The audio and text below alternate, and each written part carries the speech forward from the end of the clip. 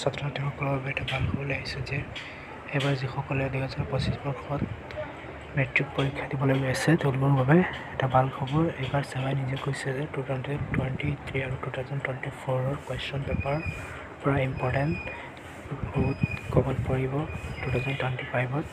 আৰু ইয়াতে এখন মই কুৱেশ্যন পেপাৰ দিছোঁ যে এইখন কুৱেশ্যন পেপাৰ হৈছে 2023 ছ'চিয়েল ছায়েন্সৰ। আৰু ইয়াৰ পৰা তোমালোকৰ 20ৰ পৰা 30 নম্বৰ আৰু বেছিও আহি যাব পাৰে ইয়াৰ পৰা। আৰু এইখনতে প্ৰথম কুৱেশ্যন তোমালোকৰ যিকেইটা আছিল শুদ্ধ বা যিসমূহ MCQবোৰ তোমালোকক ছল্ভ কৰি দিছোঁ। তো দিয়া প্ৰশ্নবোৰৰ শুদ্ধ উত্তৰটো বাছি উলিওৱা। কোনজন ব্ৰিটিছ ভাইচৰয় শাসনকালত বংগীয় কাৰ্যকৰী কৰা হৈছিল? ইয়াতে এটো হ'ব কাৰেক্ট এনচাৰ। ইয়াৰ পিছতটো এলাহাবাদ সন্ধিকাৰ মাজত স্বাক্ষৰিত হৈছিল। ইয়াতে হ'ব ইয়াৰ এনচাৰটো হ'ব চি, কাৰেক্ট এনচাৰ হ'ব চি। ইয়াৰ পিছতে আছে ৰাউলাট আইন প্ৰণয়ন কৰা হৈছিল। ইয়াতে অপশ্যন হ'ব ডি। তাৰপিছত হৈছে 1861 চনৰ জনজাতীয় বিদ্ৰোহৰ নেতৃত্ব দিছিল। ইয়াতে হ'ব চি। ইয়াৰ পাছতো হৈছে উত্তৰ পূব ভাৰতৰ আটাইতকৈ পুৰণি আৰু প্ৰথমখন ৰাজহুৱা বিশ্ববিদ্যালয় হ'ল। ইয়াৰ কাৰেক্ট এনচাৰ হ'ব চি, গুৱাহাটী বিশ্ববিদ্যালয়। ইয়াৰ পিছতে তামিলনাডুৰ চৰকাৰী স্বীকৃতিপ্ৰাপ্ত দপ্তৰীৰ নেতৃত্ববিদ হ'ল। ইয়াতে হ'ব হ'ব লাগে তোমাৰ কুৱেশ্যনটো হ'ব ভাৰত নাট্যম। ইয়াৰ পাছত তলৰ কোনটো প্ৰাথমিক বৃত্তি নহয়? ইয়াৰ কাৰেক্ট এনচাৰ হ'ব চি, শিল উৎপাদন প্ৰক্ৰিয়া। ইয়াৰ পাছত আৰু এটা হৈছে তলৰ কোনটো সম্পদৰ ক্ষেত্ৰত প্ৰযোজ্য নহয়? ইয়াতে অপশ্যন এ, বি বজাৰ মূল্য আৰু ডি উপকাৰ দুয়োটা হ'ব পাৰে। ইয়াতে মোৰ কনফিউজ হৈছে, তোমালোকে এইটোৰ এনচাৰ কমেণ্ট বক্সত দিব। আৰু ইয়াৰ পাছতে বায়ুমণ্ডলৰ কাৰ্বন ডাই অক্সাইড গেছৰ পৰিমাণ কিমান? ইয়াতে হ'ব 0.035%। ইয়াৰ পাছত তলত দিয়া বায়ুমণ্ডলৰ গেছবোৰৰ কোনটোৱে এচিড বৰণৰ সৃষ্টি কৰে? ইয়াতে হ'ব অপশ্যন ডি, ছালফাৰ ডাই অক্সাইড। শুদ্ধ উত্তৰটো বাছি উলিওৱা 2 নম্বৰত। ইয়াতে তোমালোকৰ 2011 চনৰ ভাৰতৰ লোকপিয়ল তথ্যমতে ভাৰতৰ মুঠ জনসংখ্যাৰ কিমান শতাংশ লোক অসমত বাস কৰে? ইয়াতে কাৰেক্ট এনচাৰ হ'ব চি, 2.60%। অসমলৈ গঠা প্ৰথমটো জনজাতি আছিল অষ্ট্ৰিক জনগোষ্ঠীৰ লোকসকল।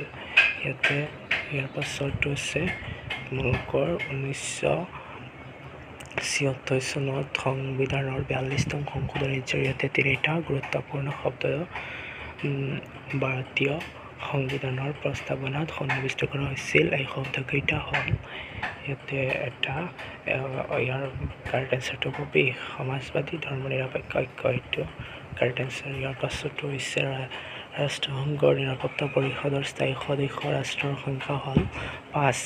ইয়াৰ ভিতৰত তোমালোকৰ ৰাছিয়া হ'ব। ইয়াৰ ৰাছিয়াটো কাৰেক্ট এনচাৰ হৈ যাব। ইয়াৰ পাছত 1935 চনৰ ভাৰত চৰকাৰৰ আইনখনে ইয়াতে হ'ব কাৰেক্ট এনচাৰ। ভাৰতবৰ্ষৰ যুক্তৰাষ্ট্ৰীয় পদ্ধতিৰ প্ৰৱৰ্তন হৈছিল। ইয়াৰ কাৰেক্ট এনচাৰটো তোমালোকৰ হৈ যাব অপশ্যন নম্বৰ চি।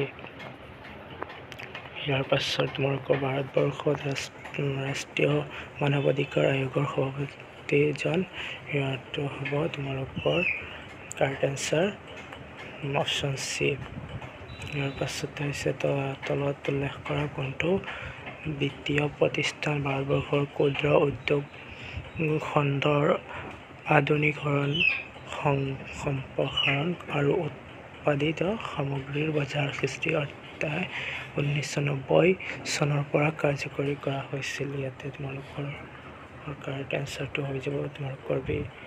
আৰু ইয়াৰ পাছতো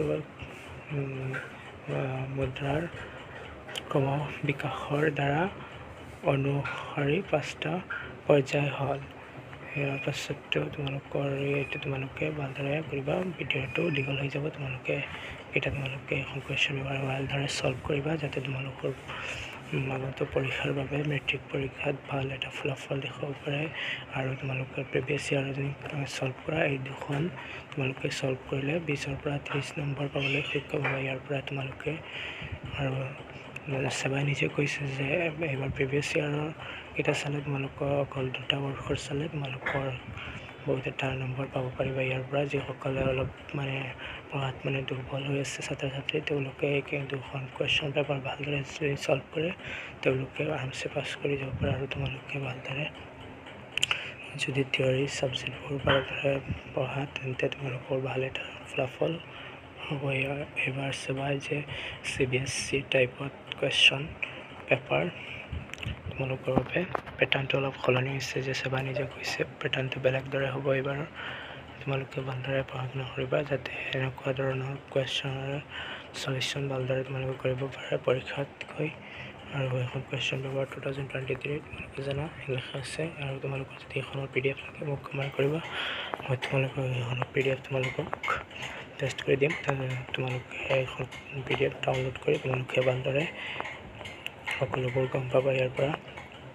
ইয়াতে বহুতকেইটা শ্বৰ্ট আৰু বৰ্ড কুৱেশ্যন আছে, তোমালোকে ভালদৰে চাবা ইয়াৰ পৰা।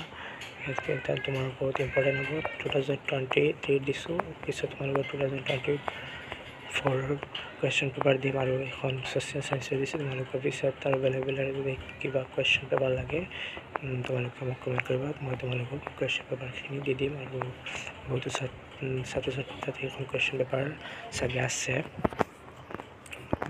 মানে হেৰি আছে, তোমালোকে ভালদৰে এখন চোৱা।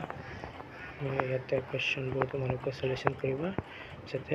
আৰু তোমালোকে তাত ৰখি যদি তোমালোকে মোৰ চেনেলত প্ৰথমবাৰৰ পৰা ভিজিট কৰিছে তেন্তে মোৰ চেনেলটো ছাবস্ক্ৰাইব কৰি নটিফিকেশ্যনটো অন কৰি থৈ দিব এনেধৰণৰ ইনফৰ্মেটিভ ভিডিঅ'ৰ নটিফিকেশ্যন পাবলৈ। ধন্যবাদ।